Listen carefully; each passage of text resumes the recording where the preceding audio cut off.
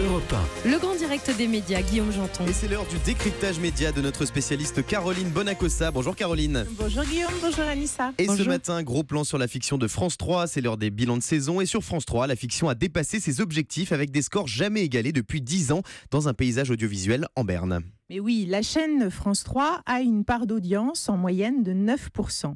Quand elle diffuse des fictions dont elle a le secret, elle passe à 16% et réunit en moyenne 4 millions de téléspectateurs. Une hausse significative des parts de marché, effectivement. Alors, quelles sont les fictions qui ont le mieux marché sur l'antenne de France 3 cette année ? Si je vous dis humour noir, Range Rover, Chapka, allez, un indice, écoutez. Capitaine Marlowe, bien sûr. C'est ça. Gagné Guillaume, on peut rien vous cacher. Ce Colombo féminin a réuni 26% de parts de marché quand il a été diffusé le 28 mars et 7 millions de téléspectateurs. C'était un épisode avec Sandrine Bonner, tourné à Strasbourg. Autant dire que ça a été un raz-de-marée. 7 millions de téléspectateurs, on est sûr que cette fiction sera à la fin 2017 dans les 100 meilleures audiences de l'année. France 3 ne lâche pas son anti-star. Corinne Massiero sera donc à la rentrée dans 4 nouveaux épisodes, toujours tournés par José Dayan. Et dans un des épisodes, elle sera en Dordogne avec Laura Smecht. Parce qu'il faut quand même savoir que personne ne résiste au cocktail José Dayan et Corinne Massiero sur France 3, tellement ça marche. Alors ça, c'est le meilleur score des fictions de France 3 et la médaille d'argent de ces fictions, à qui elle revient ? Elle revient à la collection Meurtre A, et c'était un meurtre à Dunkerque. Charlotte de Turckheim en était l'héroïne, 23% de part de marché, 6 millions de téléspectateurs, pareil, c'est toujours énorme. Et là, on peut dégager déjà la recette gagnante de France 3. Un polar en région, un personnage féminin et des actrices singulières. Alors, où France 3 va nous amener enquêter sur ces meurtres à la rentrée ? Alors, je peux vous annoncer que France 3 vous emmènera en Auvergne avec Frédéric Diffenthal et Sophia Essaidi. France 3 vous emmènera aussi dans les Landes avec Xavier Deluc, à Sarlat avec Thierry Godard et Cécile Bois. La responsable de la fiction de France 3, Anne Olmes, a passé 2 ans pour convaincre Cécile Bois, la formidable Candice Renoir de France 2, de jouer sur France 3 à nouveau une flic. Autre star du petit écran qui est annoncée sur France 3, Michel Simès, dans un meurtre à Oléron. Et devinez, Guillaume, quelle sera sa profession ? Un médecin, j'imagine ? Bravo.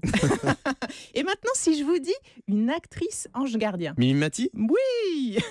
Elle jouera une flic à Saint-Paul-de-Vence avec Philippe Carrois. Grâce à un de ses polars régionaux, là on est dans la 3e collection de France 3, la chaîne décroche sa médaille de bronze. C'était pour l'épisode avec Julie Ferrier, Les Mystères de l'île, qui avait été tourné au large de Fort Boyard.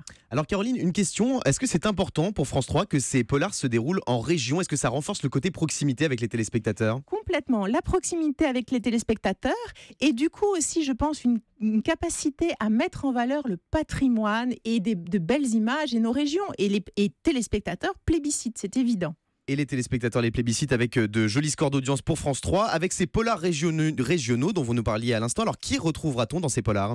Eh bien, rien moins que Odile Villemain, Richard Berry, Florence Pernel ou Audrey Fleurot. Chacun seront dans un de ces polars dès la rentrée. Audrey Fleurot, qui est l'héroïne du Village français, dont la dernière saison sera diffusée à la rentrée aussi. Ça donne envie. Et d'autres nouveautés côté fiction pour France 3 à la rentrée, Caroline ? Oui, je peux vous annoncer que la chaîne développe des soirées thématiques avec une fiction en première partie et un débat en deuxième partie sur des thèmes de société.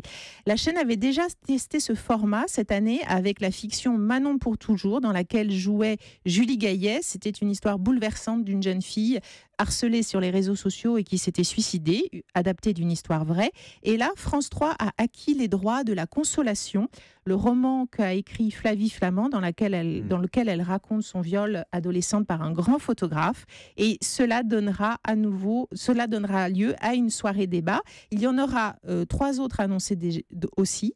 Une sur l'illettrisme, une sur les prisons pour les femmes et une sur les enfants nés sous X. Et c'est l'autre marque de fabrique des fictions pilotées par Anne Olmes sur France 3, raconter le réel en étant carrément ancré dans son époque et dans la société. Miser sur les fictions pour mettre KO la concurrence, c'est donc la stratégie de France 3 pour la rentrée. Merci beaucoup Caroline pour ce décryptage et bon week-end.